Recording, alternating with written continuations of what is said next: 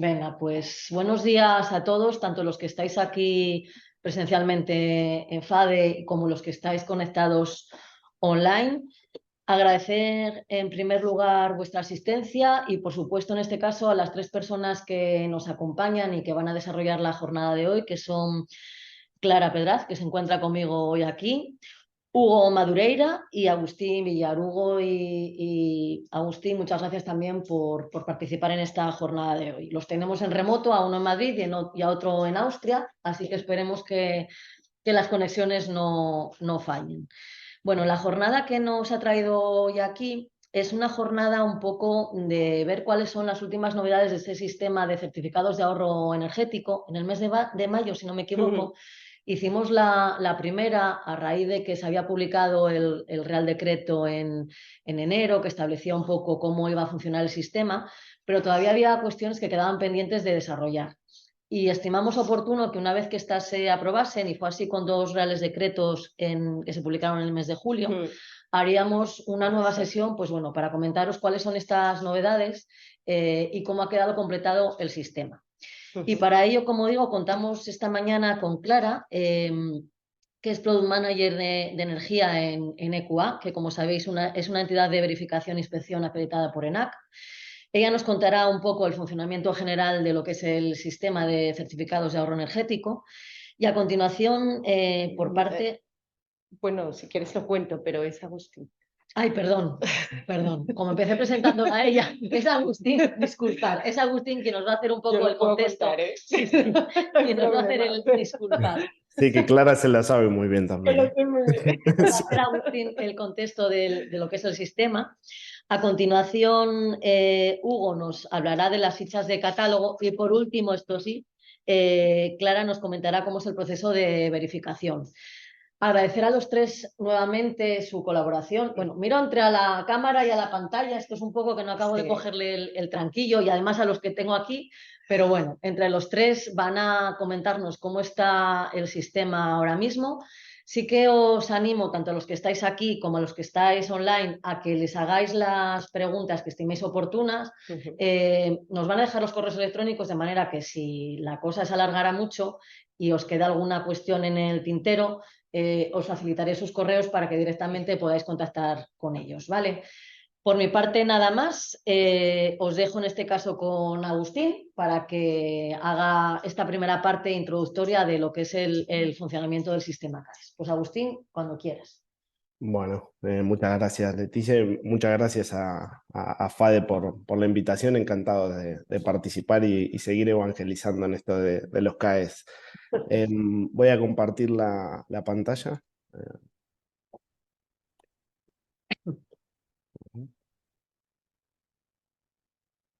No sé si... Te ve ahora, tienes que modo presentación y ya estaría. ¿Ahí se ve bien? Perfecto. Bueno, la idea de mi presentación es introducir un poco en esto de los CAES para que después vayan especificando más Clara y Hugo en distintos aspectos. Primero, ¿qué es ANESE? Somos la Asociación Nacional de Empresas de Servicios Energéticos. Actualmente tenemos más de 155 empresas asociadas en diferentes sectores, donde más o menos el 50% de nuestra masa societaria son empresas de servicios energéticos y el resto son empresas que componen el ecosistema y lo que necesitan las empresas de servicios energéticos para desarrollar sus proyectos. Tenemos un 15% de entidades financieras, certificadoras, tecnólogos, fabricantes, consultores, etcétera, etcétera. Y dentro del mercado de los CAES también tenemos un ecosistema potente con varios sujetos obligados de distintos tamaños, varios sujetos delegados, ya 4 de los 5 o 6 que están dados de alta como sujetos delegados forman parte de la asociación y 2 de las 3 entidades verificadoras también. Metiéndonos en el contexto de los CAES, que siempre es importante saber, ¿no? de dónde surge esto. Primero que nada, ¿qué es un CAE? Un CAE es un certificado electrónico que acredita la consecución de un ahorro de energía final, ¿no? ¿Y de dónde surge? Surge básicamente de la Directiva de Eficiencia Energética, en este caso la 27-2012, y en la nueva, en la que se aprobó en septiembre del 2023, la 1791, donde se obliga a los Estados miembros, a los distintos países de la Unión, a fijar objetivos de ahorro energético, ¿no? Y ese objetivo de ahorro energético puede alcanzarse a través de distintos mecanismos, y cada país es libre de escoger esos mecanismos, que pueden ser desde la implantación de un sistema de obligaciones de eficiencia energética o el uso de aplicación de otras medidas alternativas, y cada Estado miembro va estableciendo el mecanismo para lograr la consecución de esos objetivos. En ese sentido, en España, a través de la Ley 18 del 2014, se creó el Sistema Nacional de Obligaciones de Eficiencia Energética. Ese Sistema Nacional de Obligaciones de Eficiencia Energética representa aproximadamente un 30% del objetivo de ahorro de energía de España, que para el 2023 está en los 676 CATEPs. Y básicamente, a través de ese sistema se establecen unos sujetos obligados, ¿no? ¿Quiénes son? Son empresas comercializadoras de gas y electricidad y operadores de productos petrolíferos y gases licuados de petróleo al por mayor, ¿no? Y ahí se establece una obligación para esos sujetos, ¿no? Hasta que no apareció en enero los CAES y el mecanismo para acreditar ahorros a través de ese Real Decreto 3623, los sujetos obligados tenían una sola modalidad para hacer frente a su obligación, que básicamente es aportar un dinero al Fondo Nacional de la Eficiencia Energética. Ese aporte económico se establece, o sea, se establece una parte del objetivo de ahorro de energía a través del Sistema Nacional de Obligaciones, que son 200 CATEP para el 2023, y esos 200 CATEP se reparten de acuerdo al share de mercado de esos sujetos obligados, que se determina teniendo en cuenta el promedio de ventas de cada sujeto obligado en los dos años anteriores. Entonces, cada sujeto obligado tiene una obligación en energía que se multiplica por un valor que se conoce como la equivalencia financiera, que básicamente expresa cuánto le cuesta a la administración hacerse de ahorros energéticos a través de los distintos programas de ayudas y subvenciones que saca el IDAE con base en el Fondo Nacional de Eficiencia Energética. Entonces, el sujeto obligado, hasta la entrada en vigor de este nuevo sistema, tenía un solo mecanismo para acreditar su cumplimiento. Aportaba ese dinero al Fondo Nacional de Eficiencia Energética. Con ese dinero se generaban programas de ayudas y subvenciones, como puede ser el de alumbrado público exterior o el de eficiencia energética para pymes y grandes empresas. Las distintas empresas solicitaban esas ayudas, las ejecutaban, se justificaban, y con esa justificación la Subdirección General de Eficiencia Energética acreditaba esos ahorros en Europa. Con la entrada en vigor del sistema CAE, el sujeto obligado de forma alternativa y voluntaria puede presentar en un porcentaje de su obligación estos papelitos, ¿no? Es decir, actuaciones de ahorro que se transforman en CAES. Con esos CAES se cumplimenta la obligación anual de esos sujetos obligados, y esos CAES los utiliza la administración para justificar los ahorros en Europa. Si planteamos un poco el volumen de mercado y en términos de obligación, cómo va a ir evolucionando ese mercado, hacia la izquierda de la presentación pueden ver cómo fue evolucionando el objetivo de ahorro de energía final acumulada en España, ¿no? Pasando de unos 15.979 CATEPs para el periodo 2014-2020 a casi triplicarse para el 2021-2030, alcanzando los 53.593 CATEPs.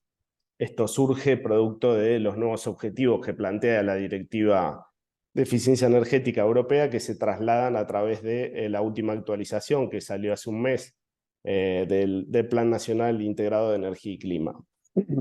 Como pueden ver a la derecha de la pantalla, la situación para este año, del 2023, tenemos 676 CATEPs de objetivo de ahorro, de los cuales el CENOE representa un 30%, ¿no? 204 CATEPs. Y el aporte de los sujetos obligados se sitúa en los 393 millones de euros. Como pueden ver, la evolución es bastante fuerte en los años siguientes, casi triplicándose hacia final de la década, y la participación del sistema de CAES va incrementándose dentro del CENOE. Para este año se le permite a los sujetos obligados hasta un 40% de sus obligaciones anuales acreditarse vía certificados. Para el 2024 esos 40 se convierten en 65 y a partir del 2025 en 80% de las obligaciones anuales. Con lo cual en nuestras proyecciones estamos viendo que es un mercado que en los primeros años va a tener solo de certificados, de papelitos, un mercado en torno a los 700, 1.000 millones de euros anuales, que se va a ir incrementando seguramente porque el valor de la equivalencia financiera también se va a corregir con el paso del tiempo. Entonces, objetivos y finalidades generales de ese sistema, por parte de la administración, acelerar y alcanzar ese objetivo de ahorro acumulado de energía final hacia el 2030 mediante este sistema, y por parte del mercado generar un efecto tractor y multiplicador para generar mayores actuaciones de eficiencia energética. Pilares del sistema: se permiten actuaciones en todos los sectores económicos, de transporte, residencial, servicios, agricultura e industria.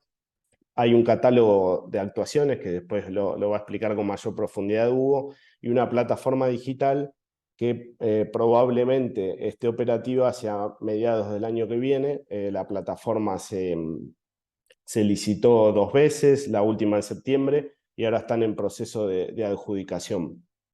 Principios generales del sistema CAE: es voluntario y alternativo para los sujetos obligados al Fondo Nacional de Eficiencia Energética.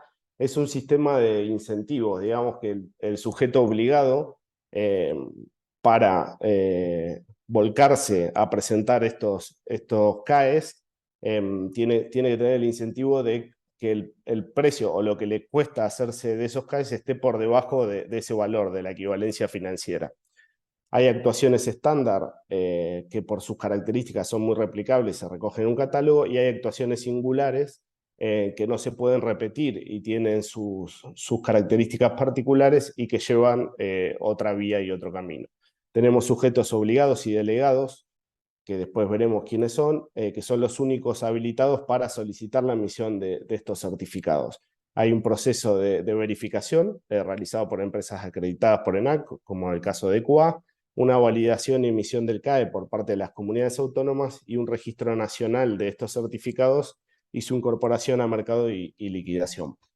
A nivel normativo, el sistema se establece mediante el Real Decreto de 3623, y después surgieron otras 2 órdenes. La orden TED 815, donde se complementa ese Real Decreto con diversas disposiciones, y la orden TED 845, donde se aprueba el primer catálogo inicial de actuaciones estandarizadas, la cual tuvo una modificación hace 2 semanas, 2-3 semanas, el 27 de octubre, donde por algunos errores materiales en las fichas y para simplificar nomenclaturas y documentación que se repetían en otras etapas de la solicitud de emisión del CAE, salió una nueva versión de ese catálogo.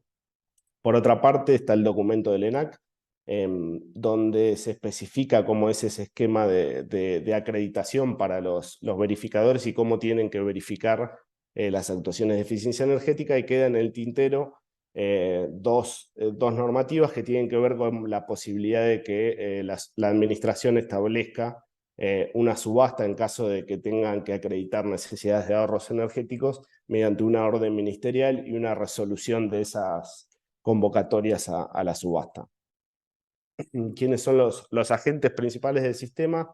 Por una parte, el coordinador nacional en cabeza de la Subdirección General de Eficiencia Energética, que es la autoridad supervisora, una autoridad validadora a nivel de comunidad autónoma, que se conoce como el gestor autonómico, entidades verificadoras, que son los certificadores, los sujetos obligados que mencionamos antes, sujetos delegados, instaladores, intermediarios y subcontratistas, y por último el beneficiario final del ahorro, que son los clientes y usuarios finales.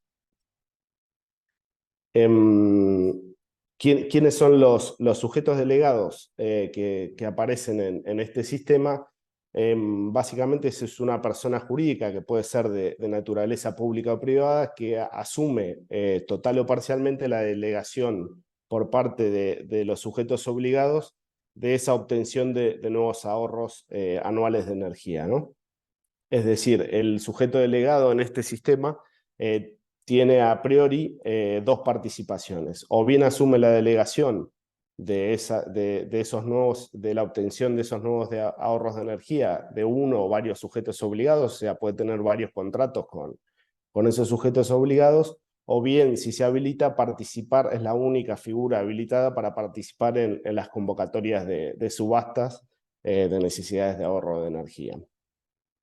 Ahí están un poco los requisitos de sujeto delegado, no voy a entrar en profundidad porque después vamos a compartir la presentación y lo pueden ver, pero básicamente se le exige que cuenten con un esquema de certificación, con la ISO 9001, un requisito en plantilla profesional y una capacidad económica que tiene que ver, por una parte, con unos requisitos mínimos de facturación en servicio de eficiencia energética, y un seguro de responsabilidad civil o una garantía financiera en base a todos los contratos de delegación que quieran tener.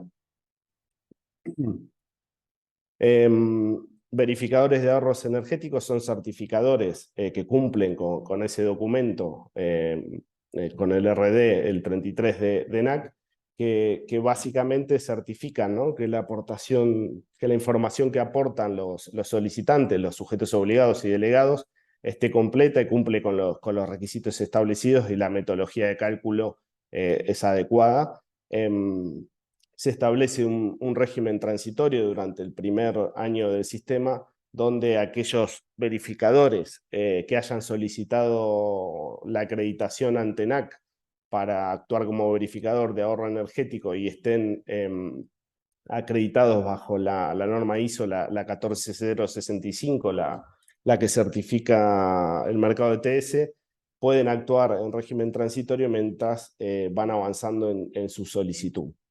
Por otra parte, los gestores autonómicos, que ya se encuentran todos designados, validan ese expediente CAE, que ya viene con un dictamen favorable de estos verificadores, son los encargados de preemitir ese CAE y preinscribirlo en el Registro Nacional de CAEs. Y por último está la figura del Coordinador Nacional, que es responsabilidad directa de la Dirección General de Política Energética y Minas del MITER, específicamente de jefe, que es como el contralor de todo el sistema, ¿no? Quien se encarga de asegurar ese correcto funcionamiento, quien autoriza y da de alta a los sujetos delegados, quien inscribe en última instancia de forma definitiva esos certificados y es responsable también de esa plataforma electrónica. Hay dos contratos principales dentro de este sistema. Por una parte, el contrato de delegación, es decir, el contrato mediante el cual el sujeto obligado le delega su obligación de obtener esos nuevos ahorros anuales de energía a un sujeto delegado mediante la firma de este contrato de delegación. Tiene una serie de requisitos e información que hay que comunicarle al coordinador nacional. Y como mencionaba antes, el sujeto delegado puede tener varios contratos de delegación con varios sujetos obligados, pero sí es necesario remarcar que en última instancia la obligación siempre recae sobre el sujeto obligado. Otro contrato importante dentro de este sistema es la figura del convenio CAE, que básicamente un titular de ahorro, es decir, aquel que tenga previsto llevar o hubiera llevado a cabo la inversión, puede ceder esa actuación ante un sujeto obligado o un sujeto delegado siempre y cuando se especifique una contraprestación a ese propietario original del ahorro.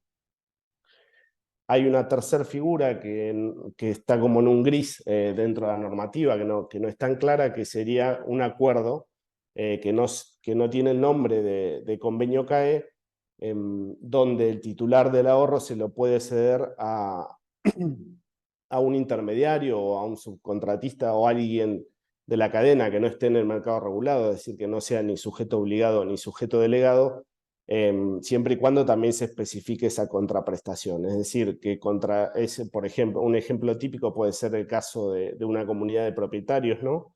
Que lleva a cabo una rehabilitación energética de su edificio. Este se lo cede mediante un acuerdo entre privados a un intermediario. El intermediario termina firmando un convenio CAE con un sujeto obligado y delegado, y esa actuación se convierte a posteriori en un certificado. Como mencionamos antes, hay dos tipos de actuaciones, las estandarizadas y las singulares, que Hugo va a explicar más en profundidad en un rato. Y cómo es el procedimiento en sí de emisión del certificado, ¿no? Dijimos antes, solo los sujetos delegados y los sujetos obligados son aquellos que tienen potestad de solicitar la emisión de estos certificados. Las actuaciones requieren que tengan la titularidad de las actuaciones, estos sujetos delegados y obligados, o bien sean actuaciones propias, o bien las recojan a través de distintos convenios CAES. Una cosa importante, las actuaciones tienen que estar efectivamente ejecutadas, y la fecha de inicio de ejecución tiene que ser posterior a la entrada en vigor del sistema, o sea, posterior al 25 de enero de este año, que se considera como fecha de inicio de ejecución cualquier compromiso más o menos en firme, una factura, un contrato, etcétera, etcétera. Primero, esa actuación, el sujeto obligado, el delegado, la tiene que someter a verificación a través de la libre elección de un certificador. Una vez que se cuente con ese dictamen favorable, se puede pasar al paso 2, que es solicitar la emisión de ese CAE ante el gestor autonómico, si es que la actuación corresponde solo a una comunidad autónoma. Si la actuación traspasa más de una comunidad autónoma, esa solicitud de CAE se debe presentar directamente ante el coordinador nacional. Dentro de un expediente, una solicitud de CAE, se puede incluir distintas ejecuciones siempre que hayan sido ejecutadas en el mismo año, y ese expediente requiere una cantidad de ahorro mínimo de energía que se sitúa en los 30 MWh. Y también hay una prohibición para aquellos sujetos obligados que en este año, por ejemplo, en 2023, su obligación de ahorro en el SENOE, en el Sistema Nacional, sea menor a 50 MWh, no van a poder solicitar la emisión de CAES. Sí van a poder comprar esos CAES dentro de ese mercado regulado. Una vez que se presentó esa solicitud, el gestor autonómico, el coordinador nacional, en caso que traspase más de una comunidad autónoma, valida el expediente y es el encargado de prescribir ese certificado, ¿no? Comprueba la información, emite ese informe favorable, un número de CAE, y lo prescribe en el registro nacional.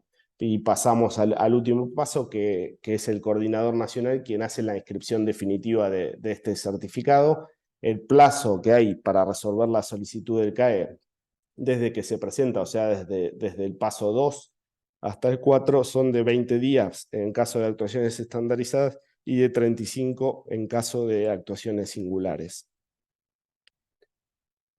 Una cosa importante es que la validez de los CAES, ¿no? Las actuaciones de eficiencia energética tienen una validez de 3 años. Es decir, desde que se registra ese CAE en el registro nacional, esa actuación tiene una validez como certificado durante 3 años. Y esa validez se toma no desde el momento en que se registra, sino desde la fecha de finalización de ejecución de la actuación, o sea, desde la puesta en marcha.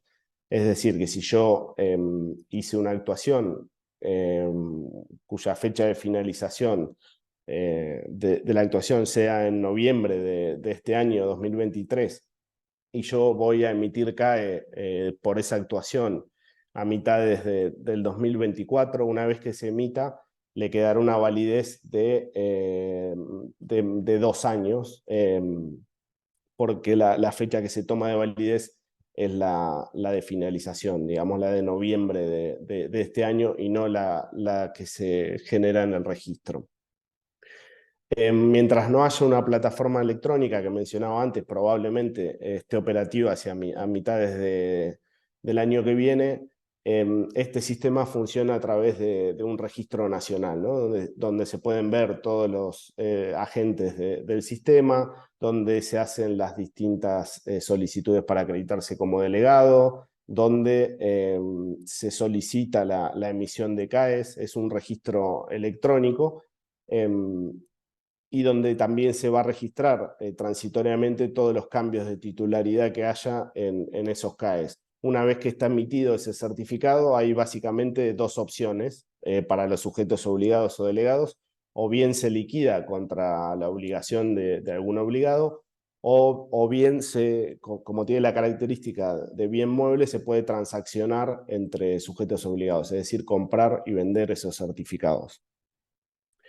Y bueno, hasta ahí llega mi introducción. Dejo mis datos de contacto y me quedo para cualquier pregunta que pueda surgir. Muchas gracias. Pues gracias, Agustín. Como comenté antes, facilitaremos tu correo una vez que finalice la sesión. Para los que estáis online, si queréis podéis ir escribiendo vuestras dudas. Os agradecería que lo hicieras en el apartado de preguntas y respuestas, que es más fácil de gestionar, ¿vale? Pues nada, vamos ahora en este caso contigo, con Hugo, para que nos hables de la parte más práctica de esas actuaciones singulares o estandarizadas que se pueden presentar al sistema. Cuando quieras, Hugo. Hola, buenos días a todos. Eh, pues después de la introducción que hizo Agustín al- a los CAES, eh, yo voy a intentar llevarlo un poco más al concreto, eh, hablando muy en general del catálogo de fichas estandarizadas y de las actuaciones singulares, que son los dos, como decía Agustín, son los dos tipos de actuaciones que puede haber. Y luego al final suelo presentaros un ejemplo que lo que pretende es enseñar lo sencillo que debería ser un CAE, o que debe ser un CAE, que se pretende que sea. Eh, bueno, como decía Agustín, las fichas estandarizadas, el catálogo ha sido publicado mediante una orden ministerial que fue ya modificada. No se ha modificado en esta alteración, no se ha modificado eh, ni las fichas, ni el título, ni el número de fichas. Se mantiene el mismo que había en el catálogo original, pero sí se han corregido errores y se han aclarado puntos que daban origen a confusión. Las fichas se dividen en cuatro grandes familias: las de industria, las de terciario, las de residencia de transporte. Como podéis ver, se llevan la mayoría del número de fichas, y luego hay dos fichas del sector de transporte que se pretende que se, que se aumente también este número. En cuanto a actuaciones singulares, esto no son precisamente novedades ya, y si casi mejor esto lo dejo a Clara, que está mucho más al día de, de este, de estos, de estos asuntos. Bueno, perdón. Em, Paso muy rápidamente a un ejemplo de una ficha estandarizada.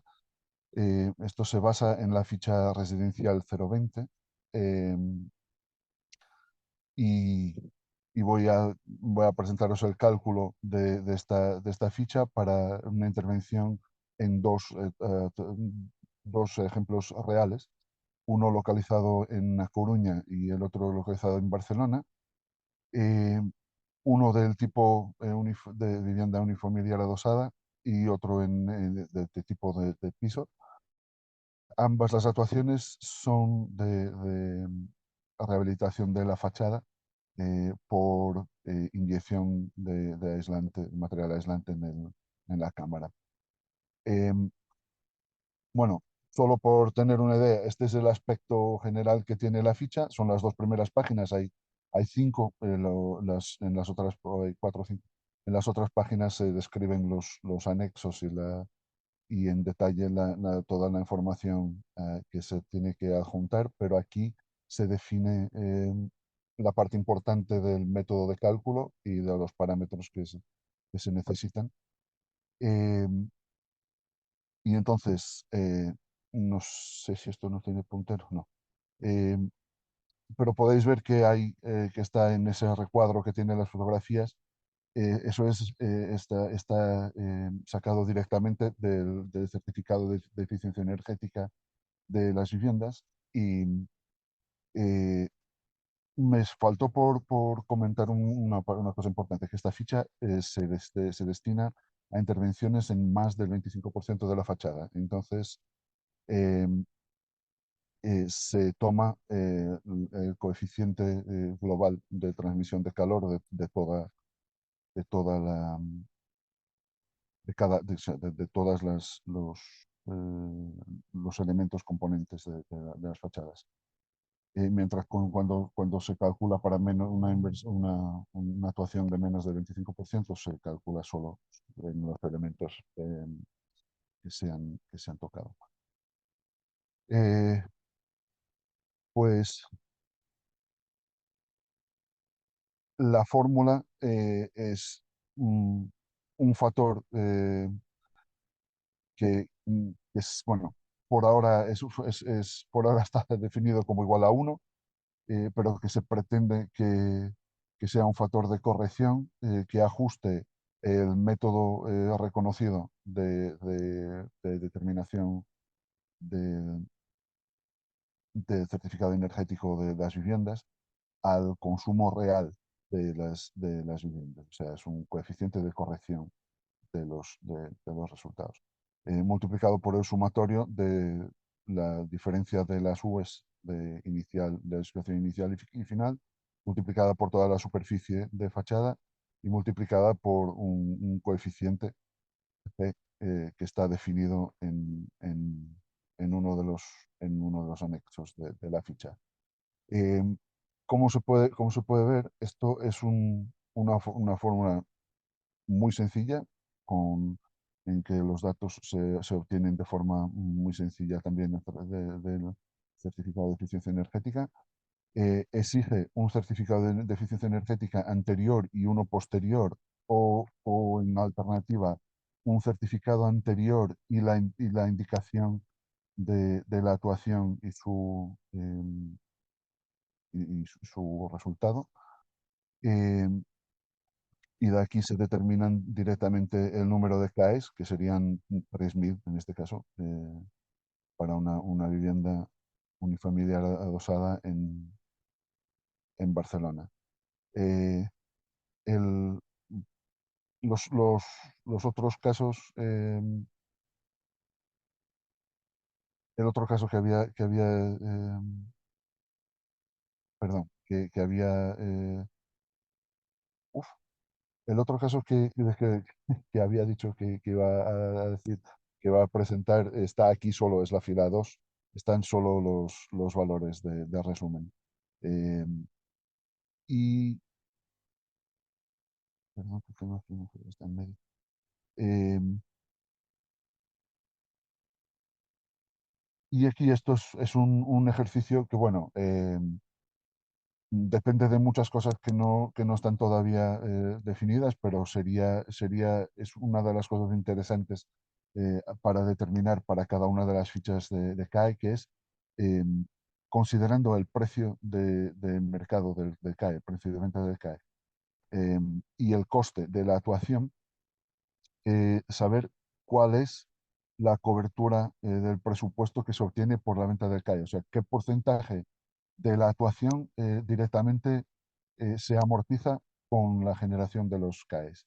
Y como se puede ver, esto depende mucho de las características de las viviendas, evidentemente, y de la zona climática muchísimo, pero en el caso de esta ficha, las coberturas pueden ir desde un 10% hasta un 40 y muchos, casi 50%, considerando este precio de venta del CAE de 100 euros por kilovatio hora, que eh, no es un dato, es una estimación.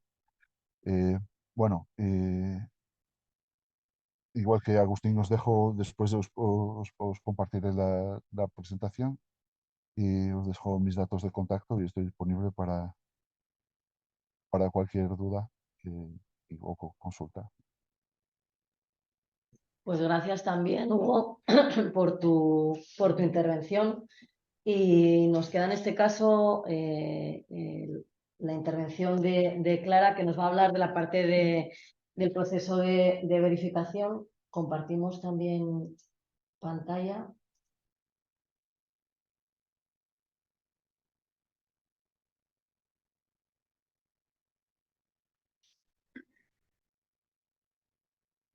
Pues Clara, cuando quieras.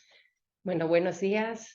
Muchas gracias por invitarnos a la FADE a participar en este encuentro para aclarar un poco el proceso de cómo funciona el sistema CAE y en nuestro caso nosotros participamos. EQA es una entidad de verificación, certificación e inspección. Por lo tanto, solo dentro de todos esos agentes del proceso solo participamos como verificadores de actuaciones que generen ahorros energéticos, es decir, que generen CAEs. Entonces, bueno, por comentaros un poco, EQA es una entidad que tiene un montón de ámbitos de actuación. Tenemos una rama muy importante en I+D+I. Estamos muy bien posicionados, de hecho somos líderes en España en todo tipo de bonificaciones I+D+I, subvenciones, etcétera. Pero luego tenemos unos ámbitos muy importantes, que es cambio climático, energía, que es un poco la sección que llevo yo, la división, validaciones de NSH, con tema de los PERTES, de principio de autoevaluación de NSH, seguridad de la información, compliance, etcétera. Vamos, un poco todo el espectro de certificación o verificación. Para todo estamos acreditados por ENAC. Y por eso es solo verificadores que actualmente estemos acreditados bajo la 14.065, que era lo que comentaba antes Agustín. Solo nosotros podemos actuar transitoriamente dentro del mercado CAE, habiendo presentado una solicitud a ENAC con toda la documentación requerida bajo el esquema de acreditación CAE, que es el RDE 33, que es el documento que ENAC ha establecido para marcar los requisitos del sistema CAE para verificadores. Ese RDE 33 lo podéis consultar en la página web del Ministerio, para que sepáis un poco lo que el Ministerio lo que ENAC nos está pidiendo a los certificadores para la acreditación. Entonces, bueno, pues una verificación es un proceso de comprobación, digamos, que si os han verificado huella de carbono o os han verificado EU ETS, es decir, mercado de comercios de emisiones, o incluso una validación de NSH, siempre es un proceso muy parecido, porque estamos amparados bajo las mismas normas.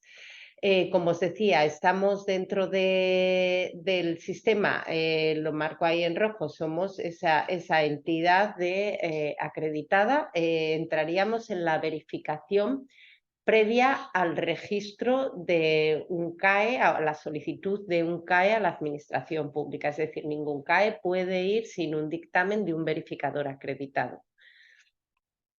a comentar una cosa que no se ha mencionado, y es que el silencio administrativo es positivo en toda la normativa CAE. Esto quiere decir que estos plazos que se han ido dando, si el silencio es positivo, se supone que puede seguir adelante en caso de haber ese silencio, ¿vale? No tener una resolución de la administración. Actualmente somos 3 verificadores los que estamos acreditados, estamos en la web del Ministerio, que pongo ahí abajo el enlace, en la parte derecha de la pantalla, y la acreditación se solicita para, como se ha dicho, hay actuaciones estandarizadas y actuaciones singulares. Puedes solicitar solo para estandarizadas o para las dos, y las singulares deben ser por sectores, los 5 sectores que hay marcados de singulares, que los veremos. Nosotros somos la única entidad que está actualmente acreditada para todos los sectores y todas las actuaciones. Lo que comentaba, las normas que nos rigen son la 17.029, que es en general de verificación o validación, y la 14.065, que es en concreto de verificación o validación de información ambiental. ¿Vale? Nunca una persona jurídica que ostente una condición de sujeto delegado puede ser verificado. ¿Vale? Deben ser empresas diferentes, ¿vale? Sí, un sujeto delegado y un verificador. Nosotros solo vamos a ser verificadores. Y no sé si hay algo ahí. Bueno, o que hayan ostentado a condición en los 3 años previos. Vale, entonces hay 2 tipos de verificación. Como se mencionó, hay unas actuaciones que son replicables, que vienen en un catálogo del Ministerio, y que, digamos, esa verificación es más sencilla, es una verificación más documental, ¿vale? Y tiene una particularidad, y es que puedes agrupar varias actuaciones replicadas en distintos sitios. Pueden ser las mismas o pueden ser fichas diferentes dentro de una misma comunidad autónoma y un mismo año. Es la única condición. Y puedes agruparlas y solicitar una verificación para todas. ¿Vale? Con lo cual esto es muy recomendable en el sentido de que es más rentable de cara al coste de la verificación, pero tiene un riesgo. El riesgo es que el dictamen, como se hace por muestreo esa verificación, si una actuación sale mal, se caen todas. Es decir, el dictamen sería negativo para todas. Si tienes 10 actuaciones, por ejemplo, 3 rehabilitaciones de fachada, 4 aerotermias, 7 actuaciones en una misma comunidad autónoma hechas el mismo año, puedes solicitar una verificación, pero como una rehabilitación de fachada estés bien, las otras 6 actuaciones se te caen en ese dictamen. El dictamen sería negativo. ¿Qué puedes hacer? Volver a empezar el proceso de verificación. Tiene que ser con el mismo verificador de las otras 6 actuaciones que te quedaron. ¿Vale? Ese es el riesgo que se corre agrupando. Pero si tienes actuaciones, que nosotros nos están entrando muchas agrupadas, porque evidentemente compensa.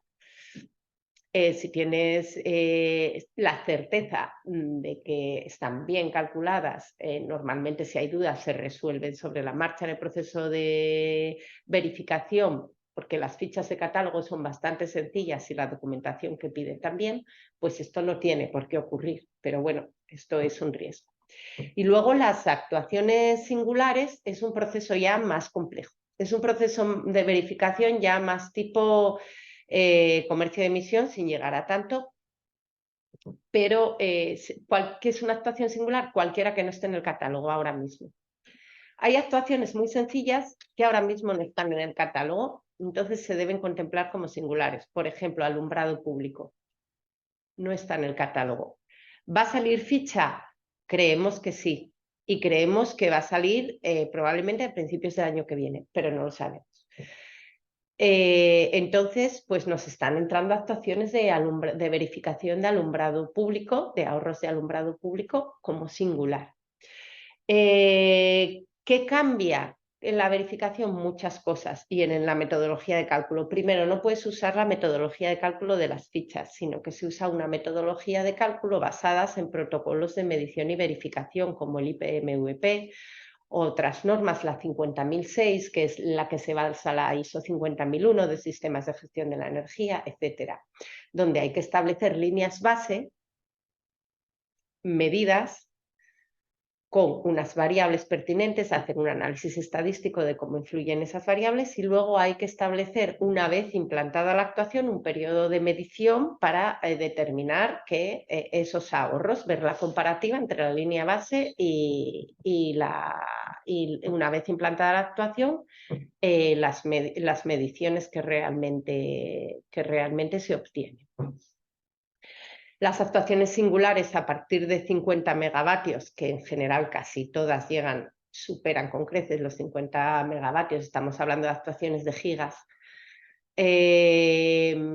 pues necesitan una visita in situ, con lo cual también encarece al final el proceso de verificación, porque las estandarizadas se hacen en remoto, quitando algo muy grande, una cosa muy particular, pero se hacen en remoto. Entonces, nada más comentar que lo más fácil, digamos, sería actuaciones estandarizadas de cara al proceso de verificación.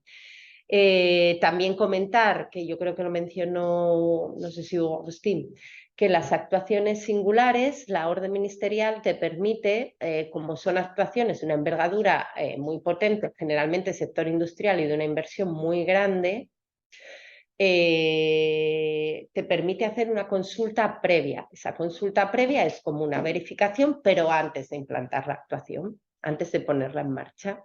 Incluso antes de la inversión puedes hacer una verificación a nivel de proyecto para que el solicitante pues, te enseñe los cálculos, te enseñe cómo ha hecho la metodología y el verificador pues, daría una opinión de si tiene vías de entrar por sistema CAE o no, y si de los cálculos son verosímiles o no. ¿Vale? Esta consulta previa habría que enviarse al ministerio. ¿Vale? Esto es opcional, esto es para quien quiera, tenga una actuación singular de más de 1 giga, que piense que le va a generar más de 1 giga de ahorros, pues podría hacer esta consulta previa. También nos están entrando muchas consultas previas. ¿Vale?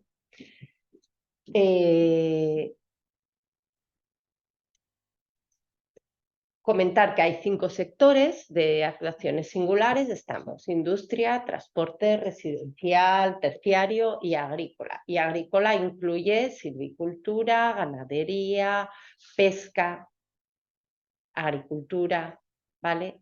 Es un sector muy amplio que han llamado agrícola, ¿vale? Y cada actuación, cada verificación de actuación singular tiene que tener una especialidad para ese sector. O sea, un verificador de singular no es de todas las singulares, es especialista en ese sector. ¿Vale? ¿Qué hay que hacer? Pues verificar que hay unas MAE. Las MAEs todos los conocemos por las auditorías energéticas que proponen medidas de ahorro energético, donde hay unas mediciones previas de consumos y unas mediciones posteriores, y se parametrizan esos datos, se hacen unos análisis estadísticos, lo que he comentado, siguiendo unos protocolos de verificación, de medición y verificación, teniendo en cuenta todas esas variables y todos esos factores estáticos que nos puedan influenciar en esos consumos de ese proceso consumidor. Una cosa muy importante y que dice cumplimiento del anexo de la directiva y del capítulo 5 de la orden TEZ 815, que es la que marca ese capítulo, marca cómo se calculan las singulares y qué criterios tienen que tener. Se prohíbe la doble contabilización, es decir, no puedes poner ante un mismo proceso consumidor, no puedes medir ahorros de una medida y luego medirle otra y que sean sinérgicas y que al final estás multiplicando los ahorros. No lo puedes hacer de manera independiente, digamos, tendrías que hacer las dos medidas, medir el antes y medir el después de ese proceso consumidor. ¿Vale? Y luego la directiva, en principio, la orden TEZ 815 se refiere a la directiva de 2012. Tenemos la nueva directiva que ha surgido en septiembre con posterioridad a la orden, que es de julio. Y hay algunas lagunas que tenemos actualmente, por ejemplo, con el tema de medidas de ahorro energético sobre sistemas consumidores de combustibles fósiles.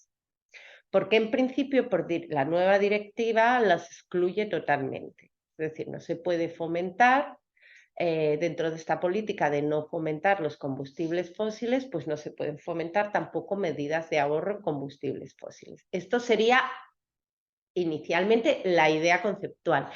El Ministerio ahora mismo está esperando a que les llegue una interpretación de la Unión Europea sobre este criterio y otros, sobre todo el tema de cogeneraciones, que generan muchas dudas en la directiva europea, para ver cómo se aplica esto de cara a la obtención de CAEs, ¿vale? Dentro del ámbito de la obtención de CAEs.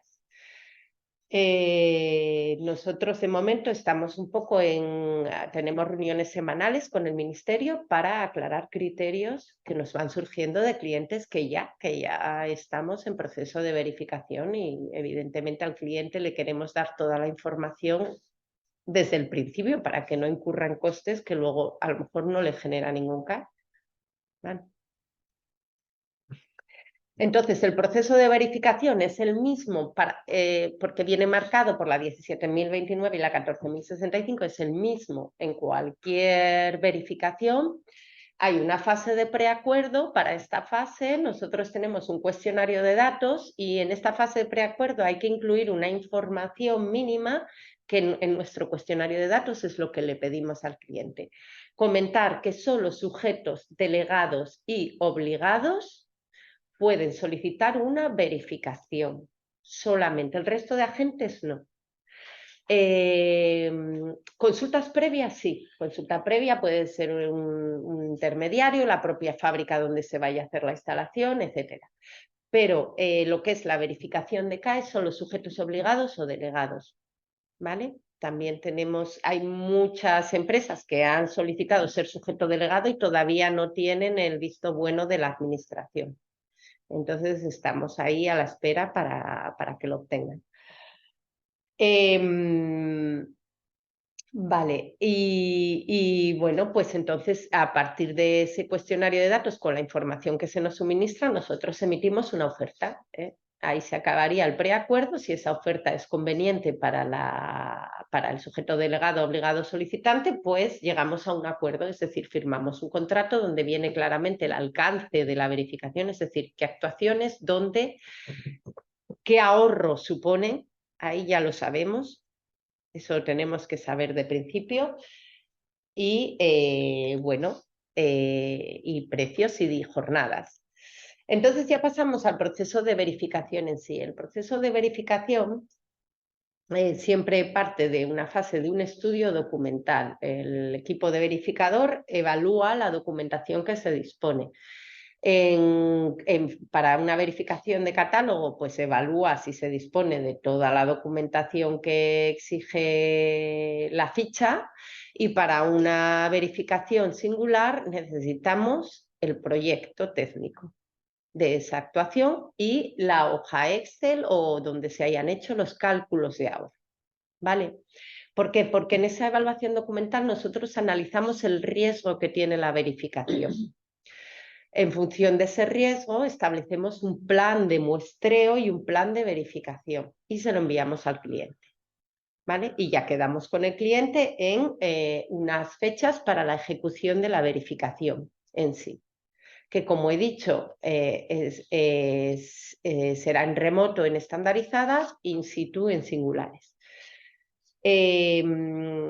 La ejecución de la verificación pues es una evaluación sistemática de la documentación, de los cálculos, de todos los factores que se utilicen, de las mediciones, del origen de los datos. Al final el verificador quiere llegar al dato primario, de dónde sale esa información para ver que es precisa, ¿vale? Porque se habla de precisión. ¿vale? Y la precisión implica también calibración de equipos de medición, en el caso de que aporten datos para ese cálculo, ¿vale? Entonces, el verificador lo que hace es recopilar evidencias objetivas, ¿vale? Y siempre hablamos del principio de precisión y el de exactitud también, ¿vale? Lo que se persigue es esa calidad del dato. La calidad del dato desde el origen hasta que al final llega a esa hoja de cálculo que nos determina el CAE final. La calidad del dato no solo la da la precisión de ese equipo, sino por cuántas manos pasa ese dato, cuántas transformaciones surge, si es un dato manual que viene de un registro de producción interno y luego se va pasando a un Excel y luego pasa a un SAP y luego va a no sé dónde, o eso también te da idea, sobre todo esto aplicaría a singulares, de la calidad de ese dato. Entonces, nosotros los verificadores, ¿qué hacemos? Al final evaluar si cumple un nivel de importancia. Y un nivel de importancia nos lo marca el RDE 33 en este caso, ¿vale? Que en el caso de actuaciones que supongan unos ahorros de más de 50 megavatios estaría en el 2%. Es decir, el verificador, a través del proceso de verificación, lo que tiene que comprobar es que toda esa información no te lleva a un error final en el dato de CAE que suponga más del 2% de ese dato. ¿Vale? Y luego siempre lo que hablábamos, cumpliendo la directiva y lo que marca la orden TEC en su capítulo 5. Entonces, con todo esto, el verificador emite un informe y emite un borrador de dictamen de verificación, ¿vale? Ese dictamen de verificación tiene tres opciones. Uno, ser favorable, el verificador lo ve todo perfecto y no establece ninguna inexactitud, ningún hallazgo negativo. Puede haber hallazgos o inexactitudes que supongan menos de ese porcentaje de importancia, menos de ese 2% que hablábamos, ¿vale? Puede haber hallazgos y entonces el dictamen sigue siendo favorable con inexactitudes no importantes, ¿vale? Pero si hay un hallazgo que supere ese 2%, sería un dictamen no favorable, ¿vale? Durante el proceso de verificación, ¿qué se suele hacer? Y es muy común. Mira, que no queda claro este dato. Oye, mañana te consigo el parte de inspección de no sé qué que me faltaba de dónde sale ese dato. O pasado te acaba la verificación y hay 2, 3 días que se puede cambiar la hoja de cálculo, no has utilizado bien este factor, no has hecho bien esta recta de regresión o tal. Se cambian para ir a esa exactitud del proceso del cálculo, ¿vale? Pero bueno, es así, admitimos, es lo que marca ENAC, que es para más de 50 megavatios un 2%, es decir, para casi todas un 2%. Y ese borrador de dictamen y ese informe emitido por el verificador pasa a una revisión técnica, porque así lo marca la 17.029. Hay una etapa final de revisión técnica donde un revisor independiente evalúa toda la información del proceso, el registro, las evidencias, los cálculos, etcétera. O sea, se hace como otra revisión completa del expediente. Es un proceso muy complejo el de verificación. Y finalmente lleva a un dictamen, ¿vale? Que es el que tenía eso, favorable o favorable con inexactitudes no importantes o desfavorable. Y lo que comentaba, para agrupadas, pues puede ser desfavorable. Si una te sale mal todas, ¿vale? Y luego existe una posibilidad de emitir un dictamen, no poder emitir dictamen. El verificador jefe es muy raro, pero existe esa posibilidad, que no se pueda llegar al dato primario, que no se pueda visitar la instalación cuando requiere visita, etc. Entonces el verificador jefe puede no emitir dictamen, pero bueno, eso es rarísimo que pase. Entonces, esto es un modelo de dictamen que viene en el RDE 33, que ya os digo que lo podéis consultar en la página web del Ministerio. Y este modelo nosotros lo hemos adaptado a nuestro modelo. Esto es un dictamen real, ¿vale? De una verificación CAE, creo que es la primera en España. Y he tachado el beneficiario, pero bueno, ahí se han verificado 8,7 gigas de ahorro con 29 instalaciones de aerotermia, ¿vale? Es una grupal y ha salido favorable, ¿vale? Entonces, pues 8,7 gigas, el 0,1 que ponía de precio el kilovatio, o sea, 100 euros el giga, eso lo marca la equivalencia, no está fijado, digamos. La equivalencia financiera de la orden ministerial para este año es 166 euros megavatio, 165 con algo. Entonces, de ahí para abajo va a interesar a los sujetos obligados, ¿vale? Entonces ya es como se mueva el mercado. Puede ser 0,1, 0,09, 0,08 el kilovatio, depende. Vale. Y este es el desarrollo reglamentario y, bueno, comentar que todo esto surge del principio de eficiencia energética primero, que hasta ahora la Unión Europea se había centralizado en renovables, pero no solo necesitamos renovables y electrificarlo todo, sino ser eficientes energéticamente. Por eso surge, de ahí sale, ese es el principio del programa Fit for 55, Objetivo 55.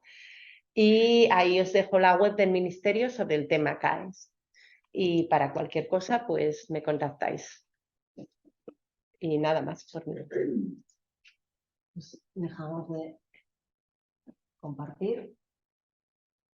Y gracias también, Clara, por tu intervención. Gracias a Agustín y a Hugo. Vamos ahora a proceder a la parte de preguntas.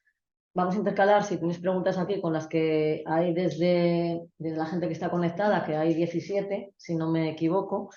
Con lo cual, bueno, dado que habéis venido por aquí, si tenéis algo, empezamos con vosotros. Si tenéis alguna pregunta que queráis hacer a cualquiera de los tres. Sí. Se ha visto que, bueno, una de las actuaciones subvencionables es el paso de aerotermia en generación de calor-frío. ¿Dónde quedó de la biomasa en mis unidades de ahorro? Perdona, ¿habéis perdón. escuchado bien, Agustín y Hugo? Lo digo por si hay... No, más o menos. No, pero Se bueno, escucha un sí. poco lejos. Clara, Contesto yo. Sí, como sí, queráis. lo digo por si hay alguna para ellos en concreto, pero nada. Vale. Renovables no entrarían. Como he dicho, esto va de principio de eficiencia energética. Entraría biomasa si se cambia por un sistema más eficiente de combustión, de combustible, independientemente que sea biomasa. Cambiar, por ejemplo, gasoil o gas por biomasa, que es renovable 100%. Sí, pero solo eso no sería objeto generador de CAES. Lo importante sería que tu sistema de combustión de gasoil, cuando lo cambies por el de biomasa, sea más eficiente energéticamente. O sea, lo que importa es los kilovatios ahorrados, no el combustible. Pero el TEP de la biomasa es cero. ¿El? El TEP de la biomasa es cero. Si yo cambio una No, el potencial, o sea, el factor de emisión es cero. Vale, el factor de emisión, pero aquí no hablamos de toneladas de CO2, hablamos de consumo de kilovatios. Es distinto. Entonces, tú tienes que cambiar una instalación por otra más eficiente, no por el hecho de ser biomasa. Por ejemplo, una aerotermia industrial con COP 3,5 o 4, eso sí sería mejora de la eficiencia, ¿correcto? Sí, claro, si lo cambias por... O sea, sí es mejora de lo que tenías. ¿No? Luego mencionar también... perdón, no, sé que si voy a ver queréis si... añadir vosotros, Hugo o Agustín. No, que también el caso de la solar térmica también se permite como solar actuación. térmica, sí. Digamos, no es solo biomasa, geotermia puede ser también. Pero siempre hablamos de eficiencia energética. Vamos a dar paso para intercalar, ¿vale? Bueno, preguntan, si tengo una posible actuación ¿cuándo debiera comenzar con el proceso? ¿Una vez esté realizada y los ahorros ya son 100% reales o podría desde que tengo una estimación del proveedor? Sí, depende. No O sea, sé, puede ser de un proyecto ejecutado o de un proyecto a ejecutar. Digamos, esa sesión vía convenio CAE o vía acuerdo puede ser de las dos. O sea, sí es necesario que la emisión del propio CAE tiene que estar ejecutada la actuación, pero la negociación puede ser previa a la ejecución. Vale. Ya tenía una pregunta para Clara en cuanto a la verificación. Si yo presento varias actuaciones para verificar, después esas mismas actuaciones son las que tengo que meter en el expediente CAE para solicitarlas, ¿no? Van juntas en el proceso. Claro, sí, es así. Vale, doy paso a otra que hay aquí, bastante larga. A ver si me escucháis bien, Agustín. Bueno, no sé si las estáis viendo en cualquier caso, ¿eh? En cuanto al propietario del ahorro, ¿un intermediario puede convertirse en propietario del ahorro mediante un acuerdo privado entre él y la entidad que ejecuta una actuación para posteriormente ser dicho intermediario quien pueda acceder el ahorro mediante un convenio CAE a un sujeto obligado o delegado? ¿Correcto? Sí. O sea, Vale. uno puede transaccionar la propiedad del ahorro X veces, siempre y cuando en el convenio cae el final o cuando va a solicitar, por ejemplo, a Clara Ecoa, el expediente sea todo trazable, digamos, de cuál fue la primera contraprestación y los X intermediarios, pero sí, no hay problema. De hecho, es un acuerdo entre privados donde el ministerio no se mete a regular ni la contraprestación ni lo que firme entre cada parte. Incluso puede ser no monetaria la contraprestación. Bueno, sigue, aunque yo creo que alguna cuestión ya la has dicho. En caso afirmativo, para la solicitud del CAE y su posterior emisión es necesario aportar o justificar el acuerdo privado formalizado entre el intermediario y el propietario del ahorro inicial. Sí, todos. O sea, lo que mencionaba antes, el delegado obligado que va a emitir ese CAE o que lo somete a verificación, tiene que tener toda la cadena trazable hacia aguas abajo.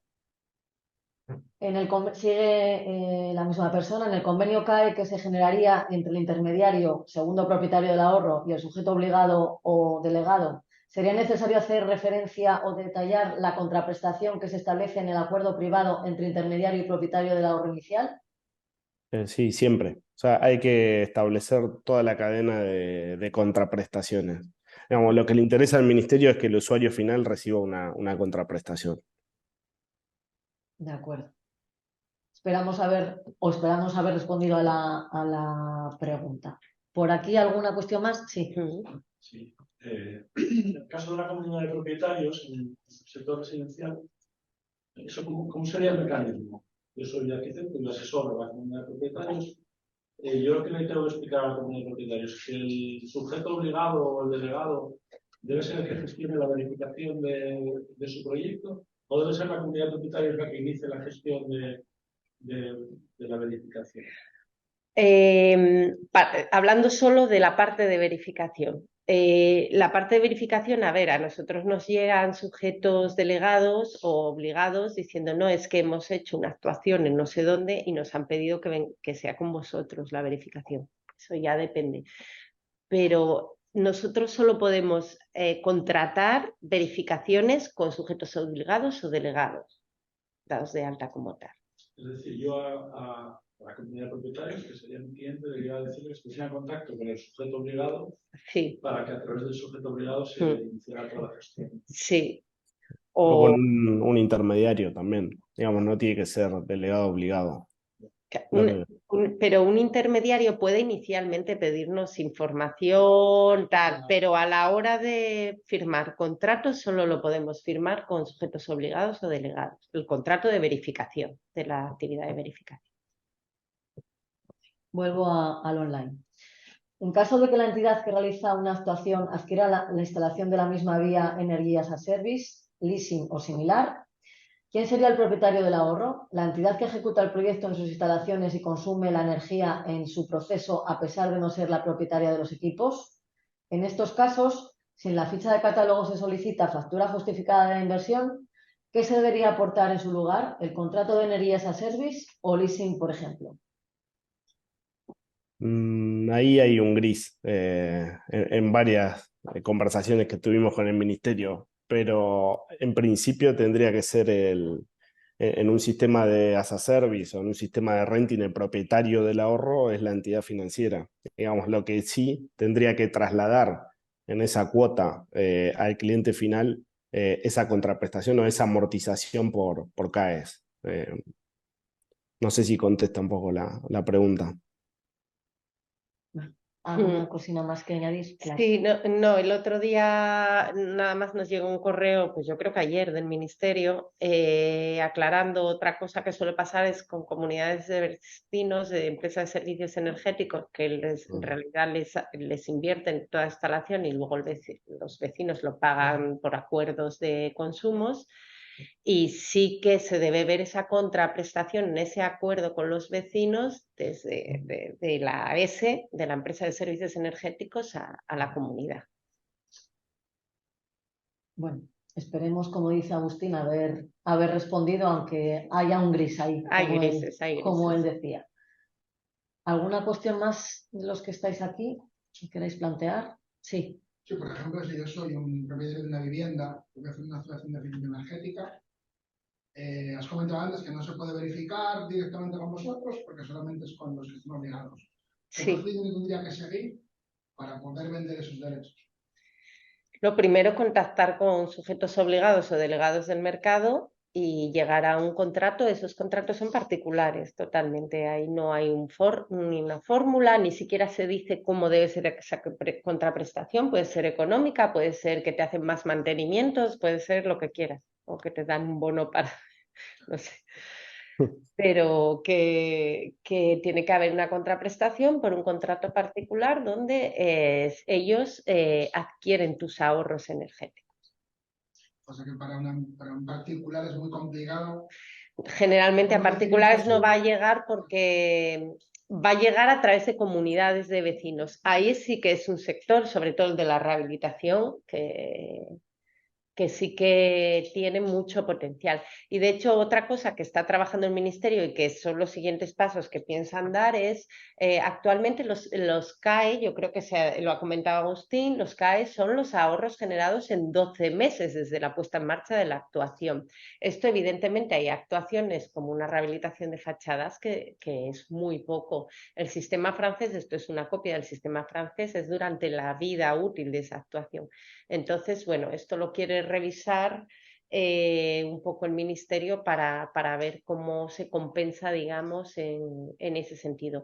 Y hay un poco de compensación que lo apuntó Agustín con el factor este que lo dejan en uno del certificado de eficiencia de edificios, porque está como triplicados los ahorros, ¿no? Según lo que... Sí, eso creo que lo mencionó Hugo.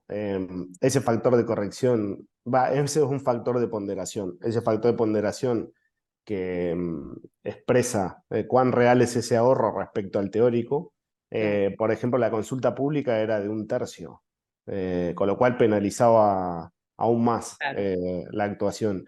Sí, ahí están trabajando. O sea, la idea es o bien modificar todo el sistema y que puedas tener un cómputo sobre la vida útil de la actuación, o bien en aquellas fichas que se penaliza demasiado el ahorro, como puede ser un SATE en una rehabilitación energética, tiene la potestad del Ministerio de poner un coeficiente de corrección que siempre es al alza, digamos, porque quiere o fomentar una actuación en un entorno vulnerable o una actuación que representa mucho ahorro energético y mejora de confort y salud, como puede ser la rehabilitación energética de un edificio.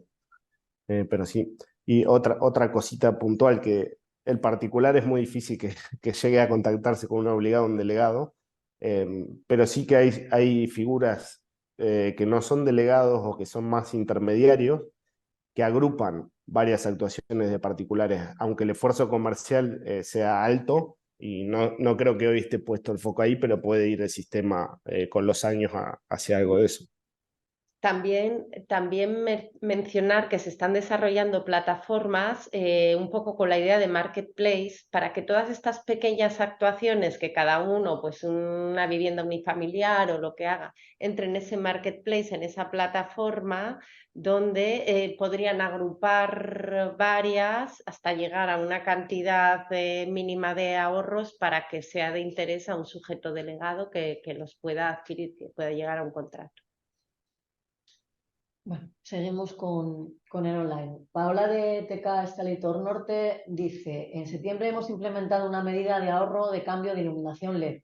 Medida ya puesta en marcha. ¿Qué pasos deberíamos de seguir para la obtención del certificado CAE? La primera actuación sería exponerle la medida a un sujeto obligado o delegado o contactar con una verificadora, ¿o es el propio sujeto obligado o delegado el encargado de gestionar la verificación?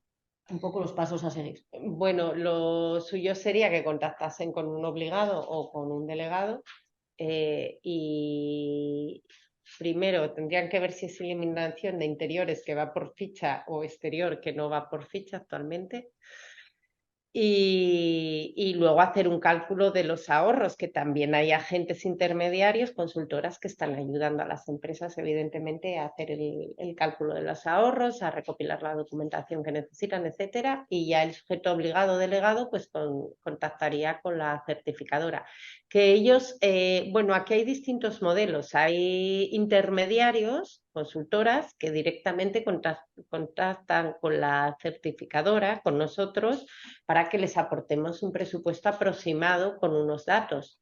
Evidentemente no vamos a firmar el contrato con ellos, pero tenemos los datos de la actuación y les podemos calcular más o menos cuánto les puede costar la verificación. Entonces ellos eso ya lo introducirán, entendemos, en su coste de cara a llegar a contratos con sujetos obligados o delegados, a convenios con sujetos obligados o delegados. Los que estáis aquí, ¿alguna pregunta más? Pues sigo con el online. Fernando Cabrera dice: gracias por la presentación. Estaría interesado en conocer cómo funciona el mecanismo para valorar el precio del CAE. Sí, ahí lo mencionó Clara, perfecto. Y yo algo dije también al principio, es un mecanismo de incentivo, con lo cual el sujeto obligado, que es en última instancia el que va a poner un valor a ese certificado, va a tener que estar por debajo de la equivalencia financiera, porque si no, no le conviene llevar estos papelitos al ministerio para acreditar su obligación. Y depende también del perfil. Una cosa es una oferta de un obligado directamente a un cliente final, donde ahí tendrías que reducir el fee del delegado, de intermediarios, quizá pueda hacerte una oferta más beneficiosa o no. Depende también de si esa oferta te la hace un delegado y qué contratos de delegación tenga con distintos obligados y los precios que manejen. Hay de todo, y también de la actuación. Ahí lo puede decir Clara, hay actuaciones que son más fáciles de verificar, hay actuaciones que no. Y hay precios que van, no sé, se escucha de todo, desde los 50, 60 euros por megawatt hora ahorrado hasta los 110, 120. Tendremos más certeza a medida que avance el sistema de algún precio, pero no es un precio regulado. Es oferta-demanda de toda la vida. Vale, sigo con el online. Si alguno de los que estáis aquí quiere hacer alguna pregunta, levantáis la mano, ¿vale? En las fichas se solicita firma de la persona técnica responsable. ¿Esta persona debe ser la responsable dentro de la entidad propietaria del ahorro o la persona responsable de la empresa instaladora, proveedor? Bueno, depende de la ficha. Si te pide un certificado del instalador, será del instalador. Es que no sé en las fichas. A ver. En la ficha se solicita firma de la persona técnica responsable. ¿Esta persona debe ser la responsable dentro de la entidad propietaria del ahorro o la persona responsable de la empresa instaladora? Hombre, se entiende que es del instalador. Si estás hablando de cualquier instalación, vaya, que genere los ahorros que están incluidas en las fichas, se entiende que es del instalador.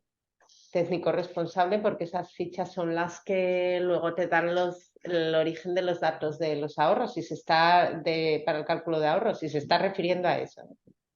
Hugo, Agustín, ¿queréis añadir alguna? No sé, Hugo.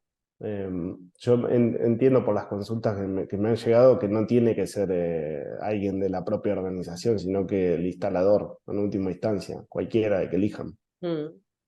Perfecto. No sé, de hecho no hay un modelo para eso. Vale, sigo avanzando. Respecto al proceso verificador, si se realiza una verificación grupal, ¿se obtiene un único CAE por todas las actuaciones o se obtendrían CAEs individuales para cada una de las actuaciones presentadas de forma grupal? El CAE es un kilovatio hora, o sea que se obtienen los kilovatios horas de ahorro que supongan esas actuaciones. Entonces, X kilovatios hora, X CAEs.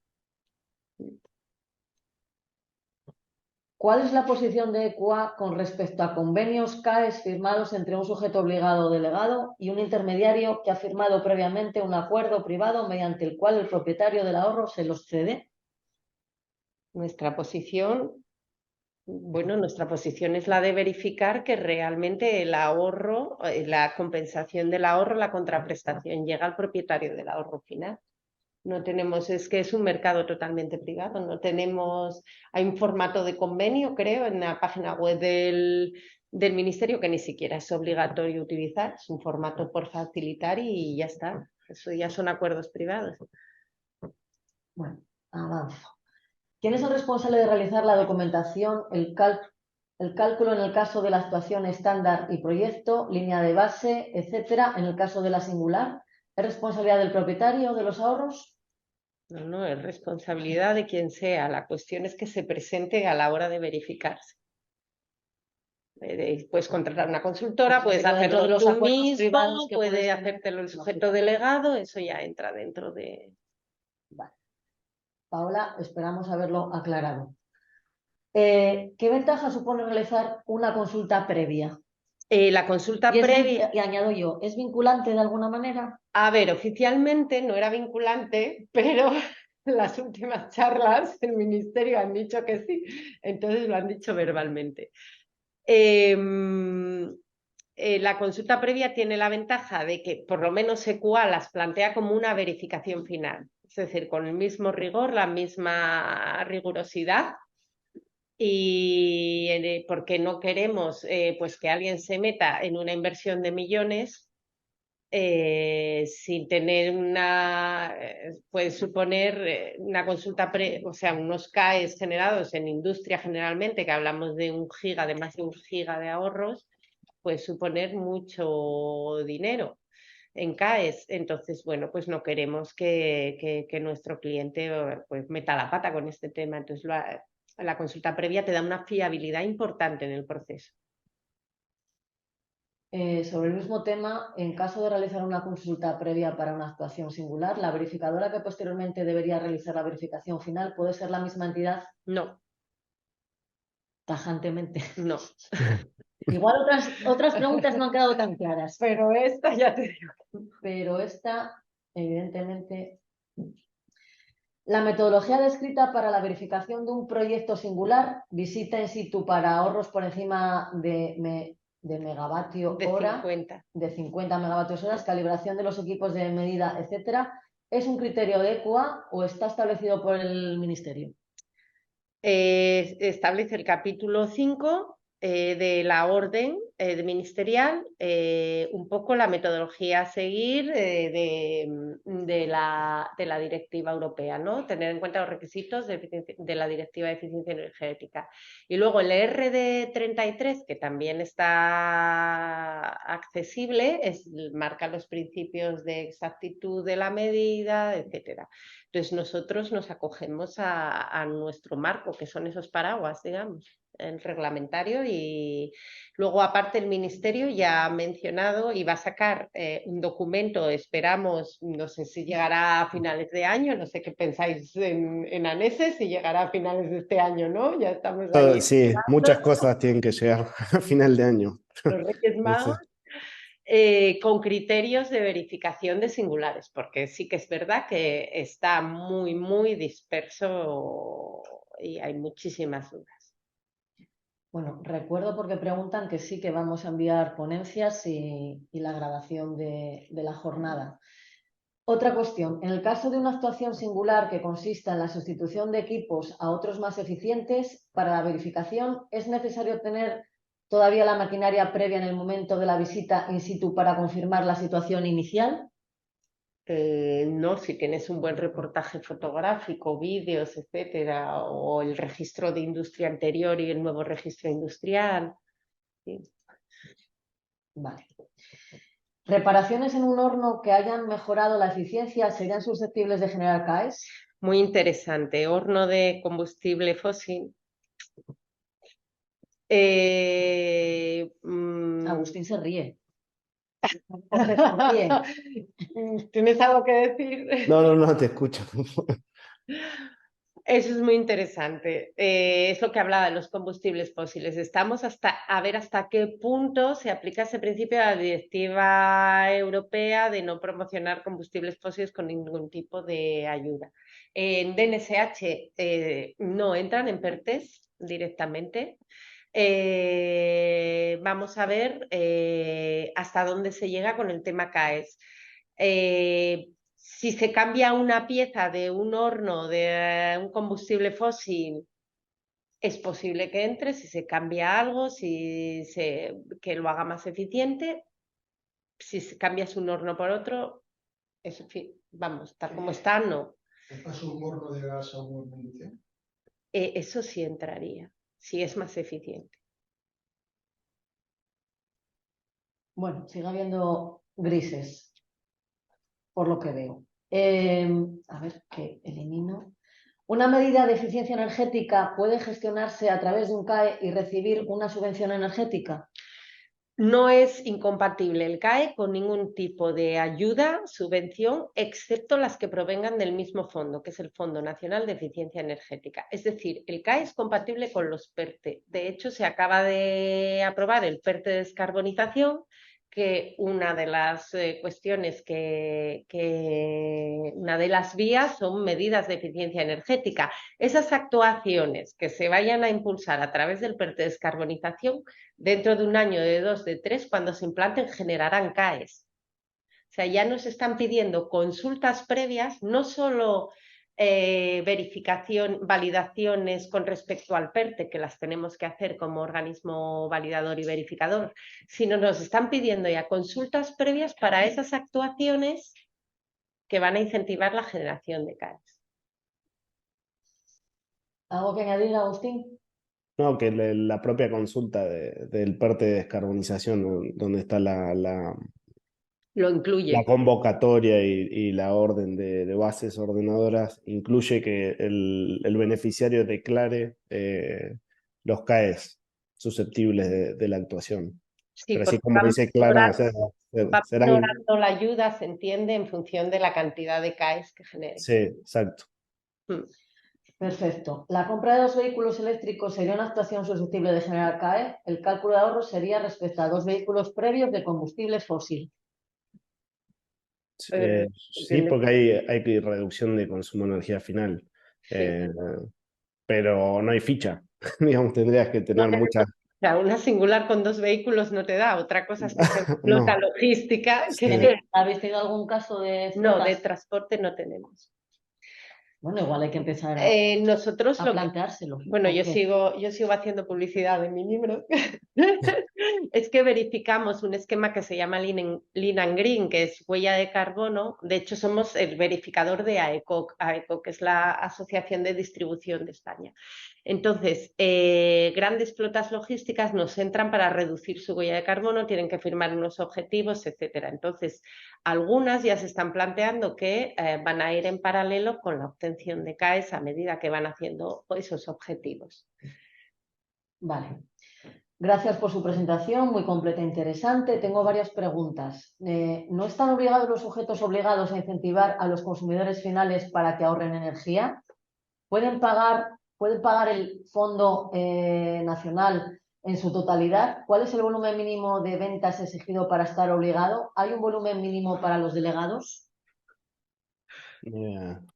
No, o sea, pueden aportar. Este sistema es totalmente voluntario.